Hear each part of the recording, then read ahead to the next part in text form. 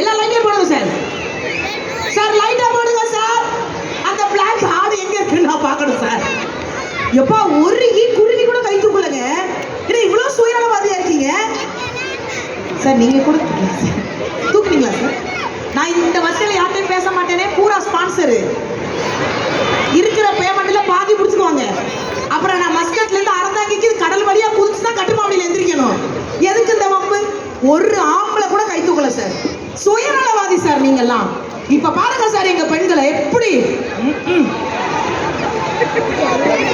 பாப்போம்.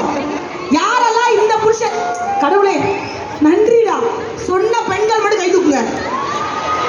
பாருங்க சார், திரும்பி பாருங்க எல்லாரையும். எவ்வளவு பேர் கை தூக்கிருக்கோன்னு.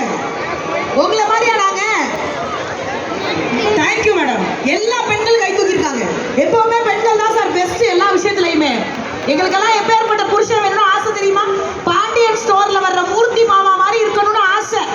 கிரகம் வர்றது பூரா பாக்கியலட்சுமி கோபியா வருது. ஒண்ணுக்கு இன்னொன்று இருந்தா பரவாயில்லன்னு. அன்னைக்கெல்லாம் எங்க வீட்டுக்காரர் ஒரு வாரமா தூங்கல மேடம். டாக்டர்கிட்ட போய் கேட்கிறேன், டாக்டர் ஏதாவது வரக்கூடாத வியாதி வந்துருச்சான்னு கேட்கிறேன். வீட்டுக்கு யார் வந்திருக்கான்னு கேட்கிறாரு. என் தங்கச்சி, அவளை அனுப்பு, அவன் தூங்கிடுவான். இன்னைக்கு வீட்டுல இவ்வளவு பிரச்சனை நடந்துட்டு இருக்கு. ஆனா ஆண்கள் நான் உங்கள்ட்ட எக்ஸ்பெக்ட் பண்ணல. எல்லாரும் மனைவியை விட்டு பிரிஞ்சிருக்கீங்க. இந்த வார்த்தையை சொன்னா படார்னு கை தூக்குவீங்கன்னு பார்த்தா எல்லாரும் ஹாப்பியா தான் இருக்கீங்க. உங்களை அப்புறம் கவனிச்சுக்கிறேன். ஸோ அடுத்ததா இதே சந்தோஷத்தோட இதே எனர்ஜியோட யாரை கூப்பிட போறோம்? இவங்க ஒரு இசை குடும்பம்.